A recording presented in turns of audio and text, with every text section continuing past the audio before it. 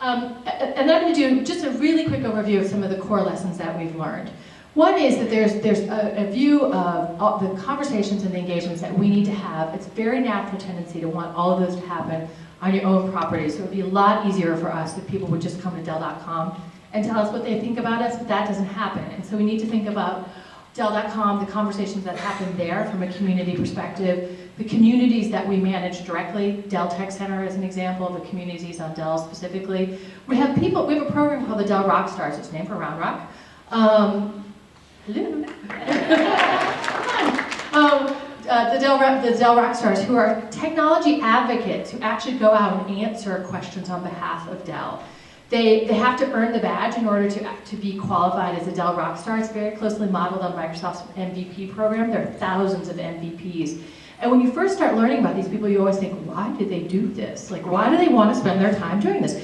And because there's a lot of approbation, one from helping people, and then over years, the Microsoft MVP program has gotten a lot of external validation. So people put this on their business cards. It makes them feel, not just feel it, they are there, it's an acknowledgement that they are technically qualified. So we're starting to do very similar things with our Rockstar program. And what we see is that the people who are engaged with those leaders in the technology space actually answer their questions. It lowers our support costs, which is great. And oh, by the way, we're able to further our relationship both with our technical advocates as well as with our customers.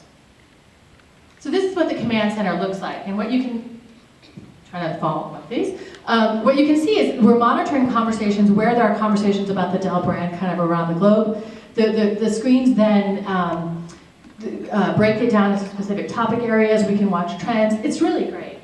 We do tours of the command center all the time. We're more than happy to take our customers and our partners on tours. And then lesson 3 around how you think about integrating social. I get lots of conversations with people who say things like, it's about PR, or it's about your support, or it's about your marketing. And it really, at the end of the day, social is just about how you interact with your customers, and that should cut across all of the different things that we do. And that makes it more complicated because it's organizationally complex. It's also more complicated from an ROI perspective. I'll talk very briefly about that as well. My job would be a lot easier if I could just say the return on investment of social media is 12. It would be so much easier if I could do this, but what we see is it's a great way to engage with our customers on support. We have our Dell SOS social outreach services and the Dell Cares hashtag on Twitter, where we now are engaging with in 11 languages around the globe, doing customer support issues on the web. That's incredible. Do we necessarily then say decreases in our support queues over in our traditional support? Not yet, but I think that we will over time. So there's a little bit of an acknowledgement sometimes of, gosh, this is going to be an incremental investment in the short term, hoping that drives customer improved brand perceptions as well as improved relationships with Dell. Talked a lot about listening, what that looks like for us. I think we actually have a lot of work to do, ironically, around better use of social in our marketing.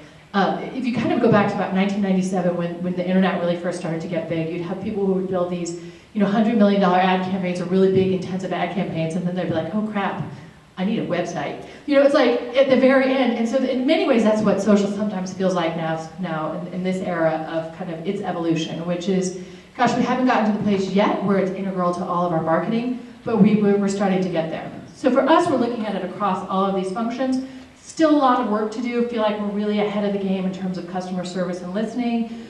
Starting to get there from a feedback loop perspective. IdeaStorm, which is an early on, it's been around about 4 or 5 years, was a way in which customers could submit ideas to us. We actually read them, the community votes on them. Things like the Linux laptop that we launched a number of years ago were direct from IdeaStorm. Sometimes it's other really simple things like, gosh, did you know the hinge on this Alienware product is screwed up? I'm like, no, we didn't know that. So when we get that customer feedback and acknowledge it and thank people for it, we often then take it back into our product development loop. I already talked a lot about this, but I thought it would be really helpful just to kind of pause. Here, it's actually on our website, so you can look at it if you want, but our social media code of conduct is very simple. Protect information, be transparent, follow the law, follow code, be responsible, be nice, have fun, and connect. So a little bit more complex than don't do stupid stuff, but not much. And it all kind of goes back to this idea of enabling our employees, having them understand kind of simple things like, if my job is in marketing, I don't really need to go out and talk about which companies we're thinking about acquiring. There's so many reasons I shouldn't be talking about which companies we're going to acquire. One, because that's not public knowledge. Two, most importantly, two, it's not my job, and therefore I don't really know about it. Excuse me. But training our employees through our social media and community university really helped sort of set that. So where are we on this journey? When you have been certified, which is you've been through 4 full courses, you're actually able to go out and talk on behalf of Dell. And we have almost 3,000. This number continues to go up. Our own employees who are certified, and we continue to train our employees around the world to actually understand how to use social. I'm running out of time, and I want to talk really briefly about ROI, which is, if you look at kind of how the way we measure marketing has evolved over the last number of years, it's very easy to want it to be really simple and say, here's how we measure online, here's how we measure TV, here's how we measure PR.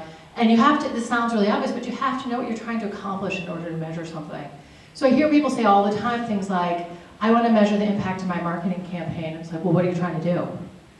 I mean, it implies that you have a marketing strategy if you want to effectively measure it on the back end.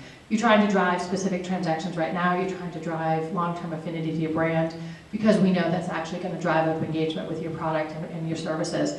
So one of the things that we're trying to do on our end is really break the ROI conversation down. And so instead of saying things like, the ROI of social is 12, really being specific about, we know customers who come and engage with us on our tech center communities have a much higher propensity to buy from us. We know that customers who engage within our communities not only have a much higher propensity to buy from us, they buy more, and they buy more higher margin products. And so really breaking that conversation down and getting specific. There's a lot of buzz now in the industry about the ROI of social. People recognize that it's impacting their business.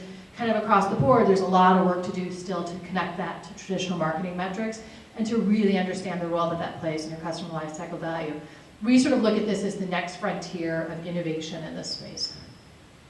And then finally, my final lesson is it's a journey on a marketing campaign. I talked a little bit about the Old Spice example. One of the things that you see many companies do is they go out and do this big bump, and then they may or may not get immediate return on investment from that.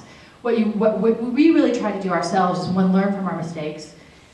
Two, and sometimes I sound like a kindergarten teacher. It's like, what did we learn from our mistake today? But the reality is be really transparent about this work, that didn't work.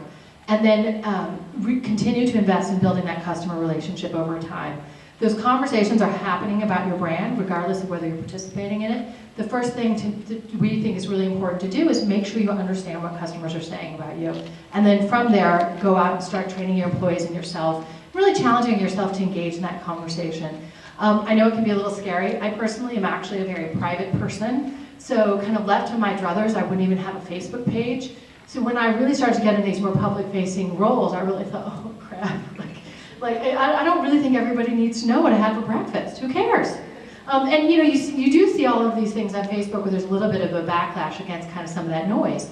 But I think a lot of people want to hear what I have to say about measuring the ROI of social media as part of an overall marketing and brand transformation, because that's actually relevant. And so that's one of the other core learnings, as obvious as it sounds, which is be relevant to your business, be relevant to yourself, allow yourself to have a little bit of personality, and then actually make sure that you're participating in the conversations that matter, as opposed to telling the world what you had for breakfast. There are a lot of people who still really want to do that, but I think kind of over time, that noise will start to fall away.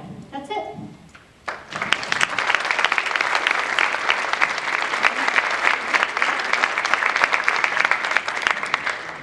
We have time for a question or two. Would you like the mic? No, I don't need it. First, I'd like to know if you could call my boss and explain to him that ROI is not measured in 12. Yeah. And that it, Yeah, I'm still having that one with my boss too. So. Could you give us some ideas of tools that you use to monitor conversations and recommendations? So we have a really complex, so the question was, you know, I think everybody jokes about the need to continue to educate our collective bosses and stakeholders about ROI as a 12. I think that's a journey, certainly. Happy to point you to some resources that might help there. The other thing is, what we do is we use Radiant 6, which is part of the Salesforce platform. That's because there are 26,000 conversations a day about Dell.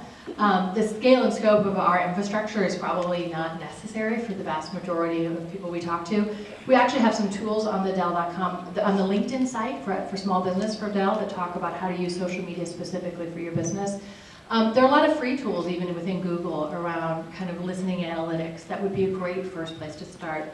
If you have specific questions for your business, I would encourage you to visit the LinkedIn part of our Dell profile. Any other questions? So easy. All right, well, thank you for the time. I hope you have a good lunch.